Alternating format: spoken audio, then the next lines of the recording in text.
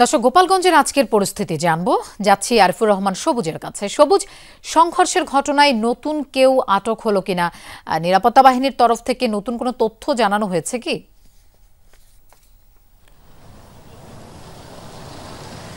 এখন মূলত বেলা যত গড়াচ্ছে পরিস্থিতি অনেকটাই উন্নতি হচ্ছে।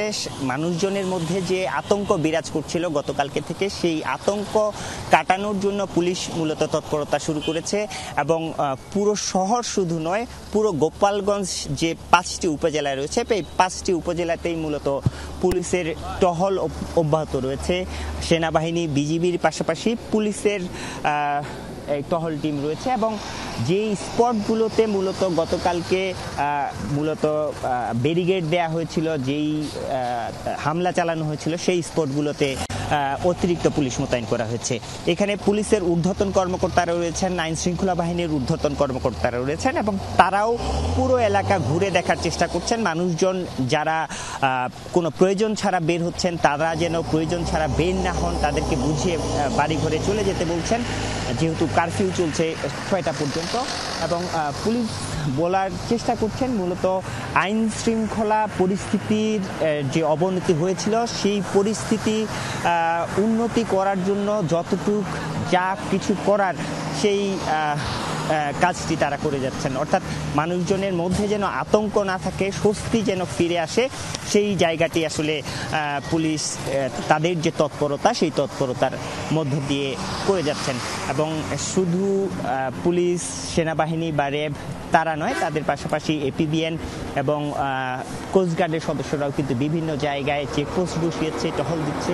এই জায়গাগুলো হচ্ছে মূলত এরপর থেকে এই যে পুলিশের যে তৎপরতা, সেই জায়গার পর থেকে মূলত পরিস্থিতি স্বাভাবিক হতে শুরু করেছে। মানুষজন ঘর থেকে যেরকম গতকালকে যেরকম একটি থমথমে অবস্থা ছিল, গুমট আবহাওয়া বিরাজ করছিল, সেই জায়গা থেকে কিছুটা উন্নতি হয়েছে এবং এখানকার মানুষজন বলছেন তারা শান্তি চান। এই পরিস্থিতিটার জন্য, যে পরিস্থিতি বিরাজ করছে, সেই পরিস্থিতিটার জন্য দ্রুত উন্নতি হয়, সেই জিনিসটাই তারা চান। সবুজ, আপনাকে ধন্যবাদ আমাদের সাথে যোগ দেওয়ার জন্য। আমরা এবার আরেক সহকর্মী মোজাম্মেল হোসেন মুন্নার কাছে যেতে চাই। মুন্না, সার্বিক নিরাপত্তা পরিস্থিতি কেমন দেখছেন? আটক 14 জনকে কখন নাগাদ জেল হাজতে পাঠানো হতে পারে?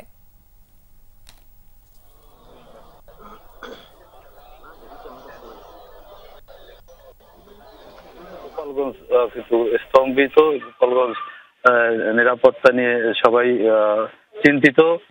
গ্রেপ্তার আতঙ্ক তো বিরাজ করছেই। সর্বোপরি যারা গতকালকে এই ঘটনায় 14 জনকে গ্রেপ্তার করেছে বলে পুলিশ আমাদেরকে জানিয়েছে, তাদেরকে দুপুর নাগাদ জেল হাজতে পাঠানোর কথা, কিন্তু এখন পর্যন্ত তাদেরকে জেল হাজতে পাঠানো হয়নি। সকালে একেবারে সারা রাস্তা ফাঁকা ছিল, মানুষের মধ্যে ছিল আতঙ্ক।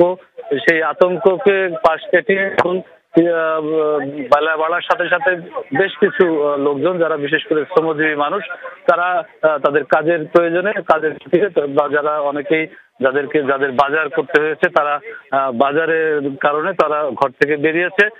আর সাধারণ যারা রয়েছে তারা কিন্তু গতকালকেই ঘটনার পরপরই কিন্তু এলাকা ছেড়েছে, শুধুমাত্র গ্রেপ্তারের ভয়ে। যে কখন কি হয়, আতঙ্ক রয়েছে।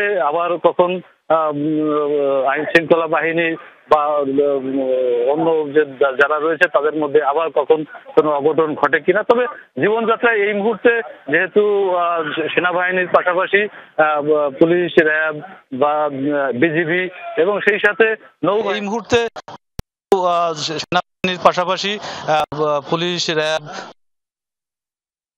রয়েছেন, তারা সব জায়গায়